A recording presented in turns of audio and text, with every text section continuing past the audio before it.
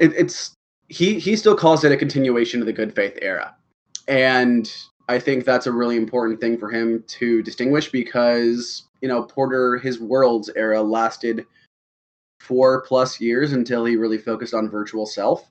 So knowing that we have more good faith stuff coming on the way, whether this lasts for another 4 years or not, it's good to have that sort of continuity, not just having being like, all right, that's done, on to the next thing. These are artists who create these whole worlds with their music. They're not just another guy putting out a single every month.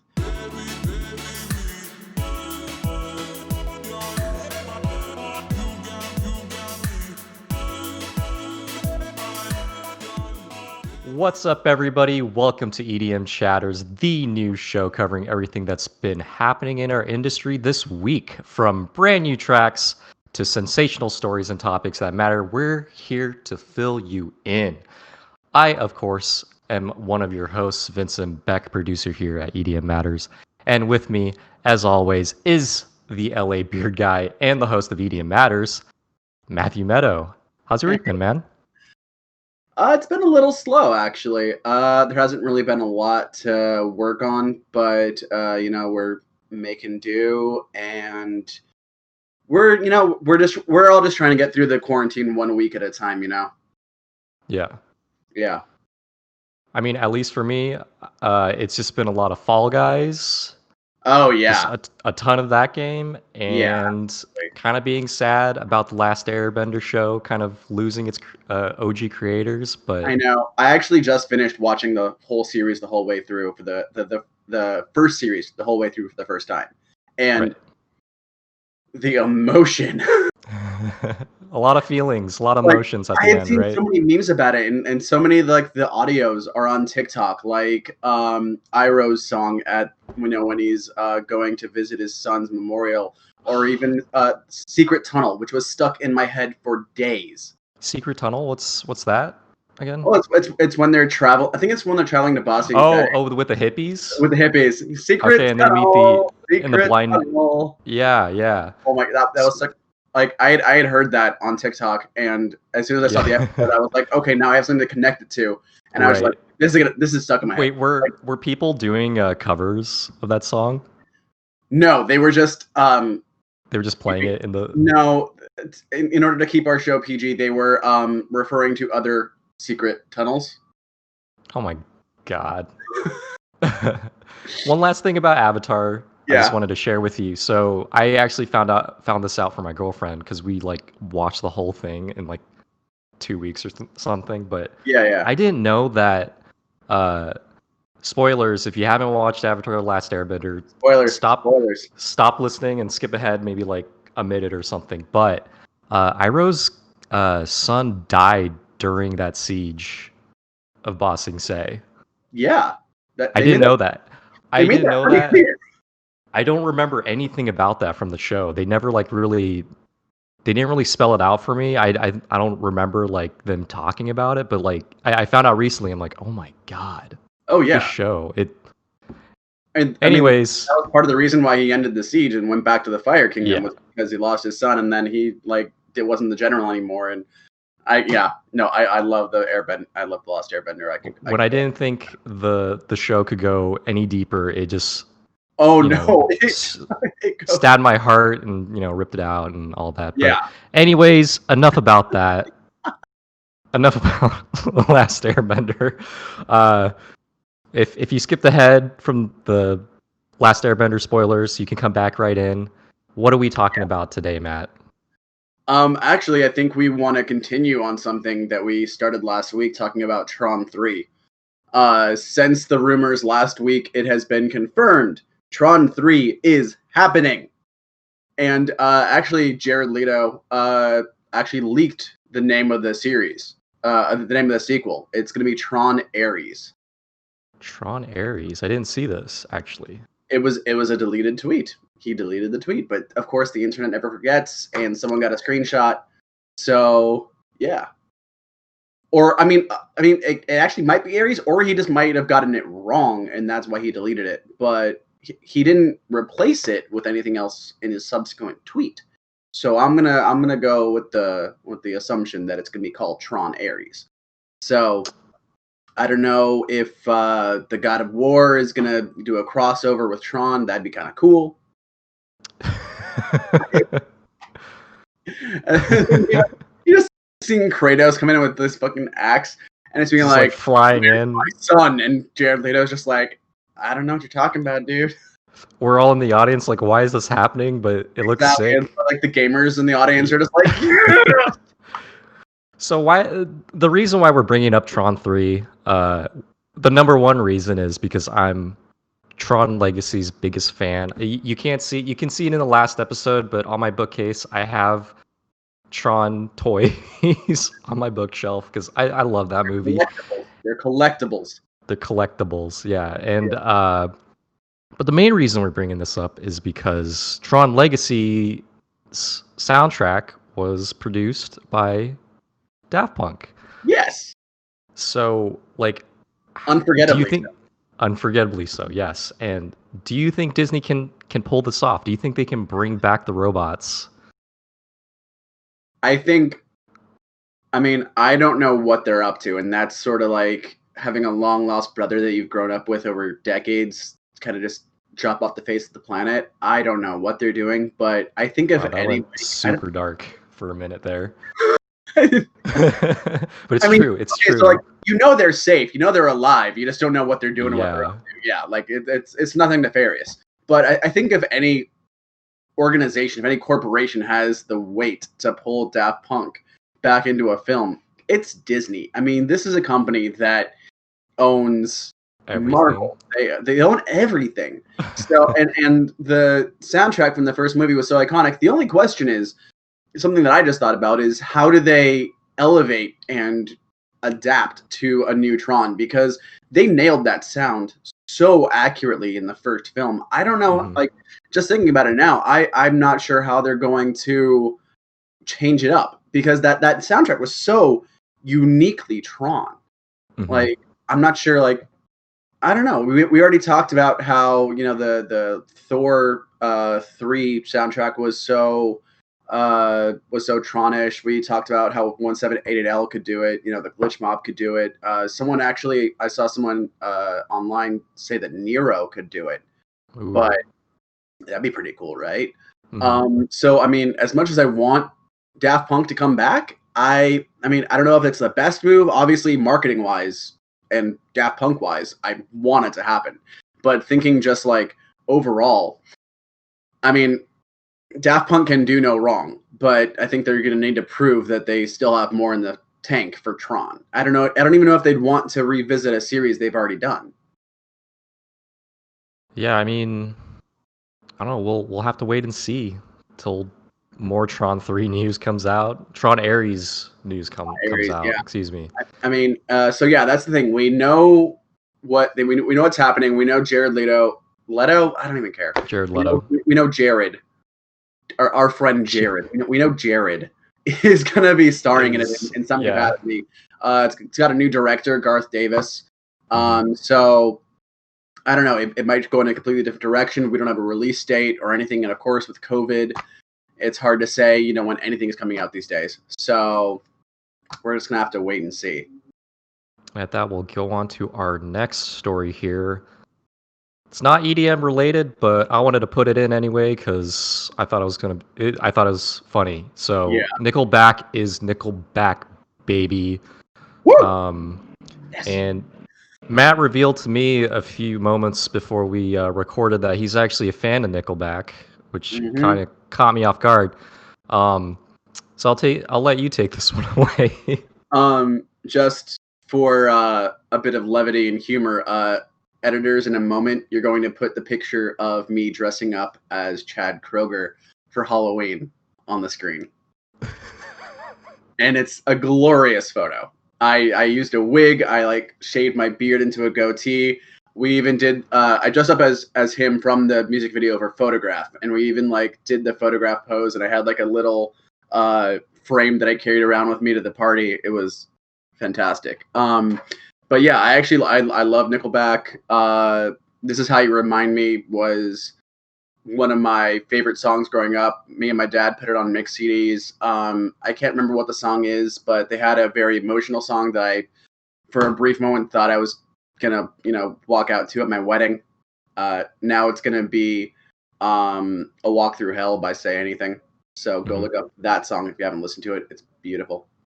But yeah, no, I unabashedly love Nickelback. Before COVID, I was planning on going to see them at a concert. But yeah, so they released a new cover of The Devil Went Down to Georgia, which, as Vince, can't remember the word, but as Vince told me, there's a better word for it. But as Vince told me before we started filming, it's a song that everybody covers, right?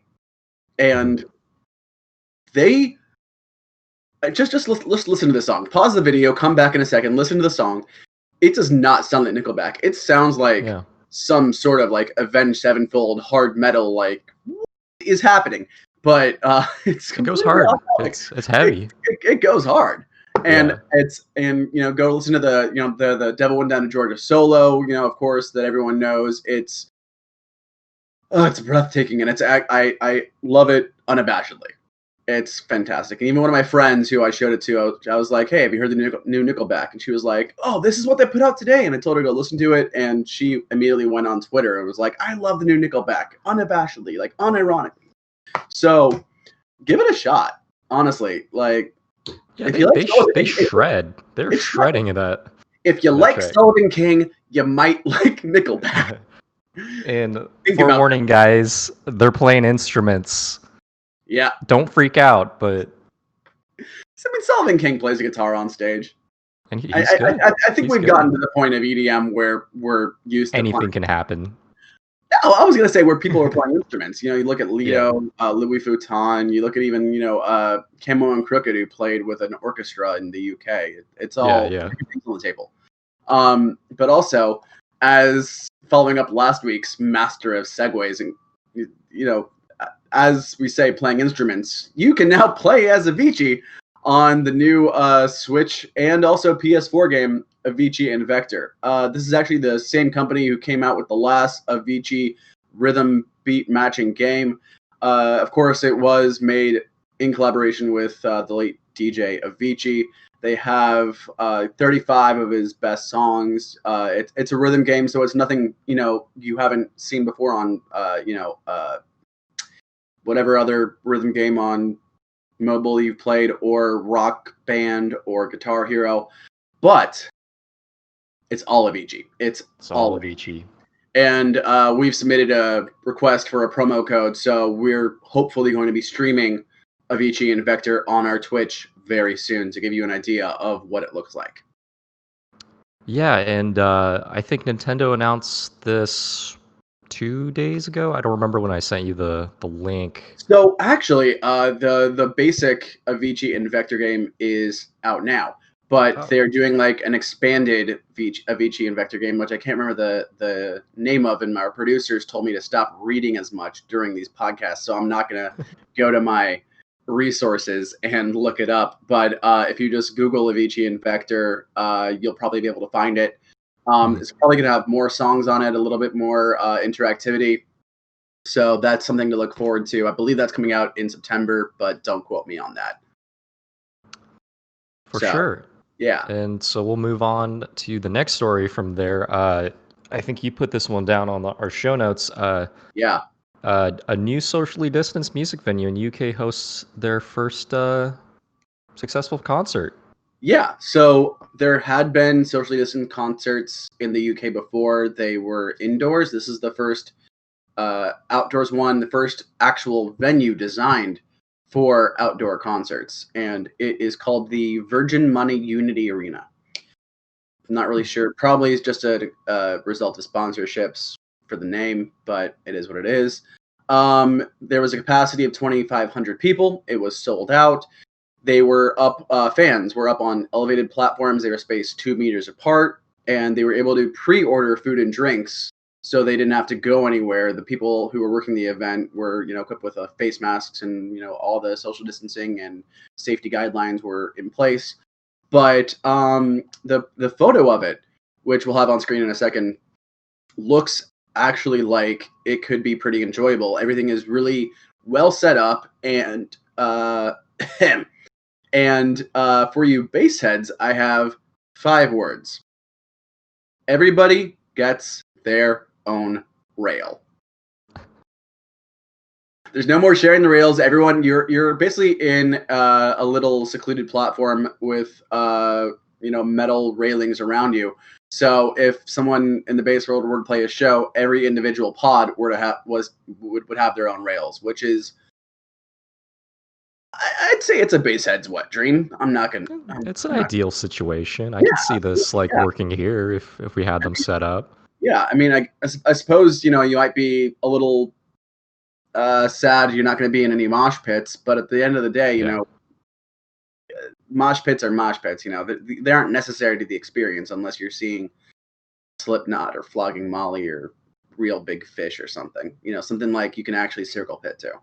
But for a bass show or any other, house show, you're going to be jumping, dancing along with friends.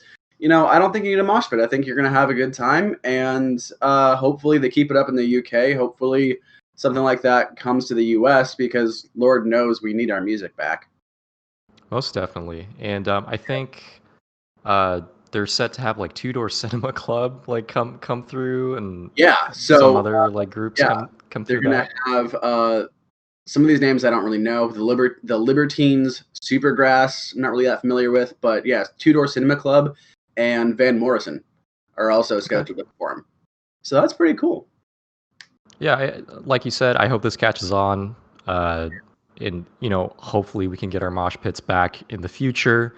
Yeah, and this is the next best thing. Yeah, exactly. I don't know about you. We've been to our fair share of shows together. I'm not really missing mosh pits. I like mosh pits at metal shows, not at EDM shows. I'm sorry to say, guys. No, it's fine. I mean, that's the reason I brought up Flogging Molly and Real Big Fish, is because they're both artists that I've seen who had a lot more wholesome mosh pits. It's not the EDM bro shirtless dude roided out on ecstasy or whatever, just trying to punch somebody in the face. They're really fun. Seeing Flogging Molly in Los Angeles on St. Patrick's Day, one of my favorite shows. It was so much fun. All right, so on to our next topic. You wrote here, Rick Astley did a cover of David Guetta and Sia's Titanium. Yes. Yeah. So it was actually an interesting week for covers. Kashmir also covered MGMT's Kids, and it was okay, but Rick Astley really stole the show here with his cover of Titanium. And if you're not aware of the song, at least the title, you've definitely heard it somewhere. It was a smash hit worldwide, and it's hard to cover Titanium. Sia is hard to cover, but Rick Astley actually nails it. And for someone who has been known as a meme since 2007, you can't survive as an artist just based on a meme from 13 years ago. He has chops. He has a voice. And on Titanium, he absolutely shows it. He starts out a little rocky, not going to lie, but he's doing it at his home studio in one take, So I think if I listen to this, and it's a phenomenal cover. We'll have it in the description below. But it has me wondering what a duet for Titanium would sound like, specifically a Sia and Rick Astley duet, because that'd be amazing. That would be amazing. Are you kidding me? Rick Astley and Sia singing Titanium? He definitely knocked it out of the park. When you posted this video, I was surprised. I didn't know he was still doing stuff. I mean, obviously we all know Never Gonna Give You Up. Yeah. We were talking about it earlier before we were recording. His music video was to me, one of the peak moments of the 1980s and the music at the time. Not that you were alive back then. Yeah, but I mean, but as a remnant of the 1980s. Yeah. I'm just saying, growing up and hearing that music through my parents, because they lived in that, that era, and kind of, passing that down to me or whatever. Like my dad did with Nickelback. Yeah, and What I'm trying to say is he's had such an impact on on like internet culture with Rick Yeah, and everything, and for sure. obviously with I love the music video. The like Never Gonna Give You Up is like, as a video person, it just doesn't make sense like where he's like environment wise. It just keeps cutting between. It's amazing. Anyways, yes, like I was surprised when he did this. Like Yeah, there's a lot of emotion and feeling, and he did like a little intro speech about like he just kind of wanted to do this to see like or just to like put some positivity into the world, and yeah. you kind of have to respect that. And who's better at bringing positivity to the world than Rick frickin' Astley? Than the Rickroll guy, you know. Than the Rickroll guy, yeah. I mean, yeah. So Sometimes you get a little frustrated when you get Rickrolled, but let's bring a smile to your face at the end of the day. yeah. Yeah. And so like everyone, please check out that cover. It's amazing. It's Yes. amazing. We will not lead you astray. And if you didn't think we couldn't talk about Porter Robinson enough on this show, we're gonna talk about some more Porter Robinson news. Not really news, but just some anniversaries that came up. Yeah. And a thing that came out. Yeah. Yeah. So in this past week alone, Shelter with Madian turned 4. And that was another turning moment in both their careers. They made a whole tour out of it. It was a phenomenal song. But even more than that, also this week, Porter Robinson's debut album Worlds turned 6. And that was the breakout moment for Porter Robinson. That's what made him, Spitfire was great. Touring with Tiesto definitely got his name out there, but Worlds is what made him an everlasting name. Just and so created much an entire genre of music. Yeah, honestly, from that album, and no one's really been able to match it since. Yeah, and it's been such a journey to I was at one of the shows on the first Worlds tour here in LA. I've seen the show multiple times over the course of various festivals in Denver, Los Angeles. I've seen it on live streams from New York and Miami. It's just something indescribable unless you've been there yourself. And I'm sorry. Oh, and of course you went to Second Sky. Yeah, I mean, yeah, it's crazy to say like how many times I've seen Porter and the World's live tour. Yeah. The first time was at Coachella at the Sahara tent, which I think was the best version of it because it was such like a closed-in like. Oh yeah, for sure. The tent venue thing. Yeah. I saw it at Hard Summer, and I also saw it at Secret Sky. Well, okay. I think Secret Sky was the best iteration of Worlds. That was absolutely insane. And I cried at all of them. Yeah. I get so emotional at Porter shows, and I cried at the first one, and then I got used to it, and then it was just more Oh, man, Sea of Voices, when that that long bridge is just like, oh my god, why is this happening to me? Yeah. Like 6 years later, when he announced the anniversary, I like went back into the album just to take a little listen to it. I'm like, oh yeah, how could you not? It just brings me back to, I guess 2014 was when it would drop, right? That was 6 years ago. Yeah, 2014, 2015. I just like know where I was at. I remember where I was at the time, and like, I just love that album so much. Yeah, it's phenomenal. And I definitely remember I can't remember what Hard Summer were you at that you saw it? Do you remember? 2015. Okay. I was I was there as well. Yeah, I was the year that DJ Snake was a surprise guest. But I also saw him the following year, 2016, and that also is another great segue into talking about Porter Robinson because he actually just released one of his live edits, a song that we've all been waiting for, She Heals Everything, which is one of the tracks that he played in his 2016 set. I was there with a friend and his sister who loved Porter Robinson. It was her first time seeing him, and she just broke down in tears. And seeing that made me remember, what it was like when I first went to my show back in 2010. It's just Porter, your favorite artist in general can do that to you, but seeing Porter release this song 4 years after I had first heard it, and 6 years after his album came out, it was a really special treat. And I love when artists have an anniversary or a birthday and they give, us fans a treat, because it makes us feel appreciated and loved for loving them back. And it's sort of like it's a circular thing. It's a give and take.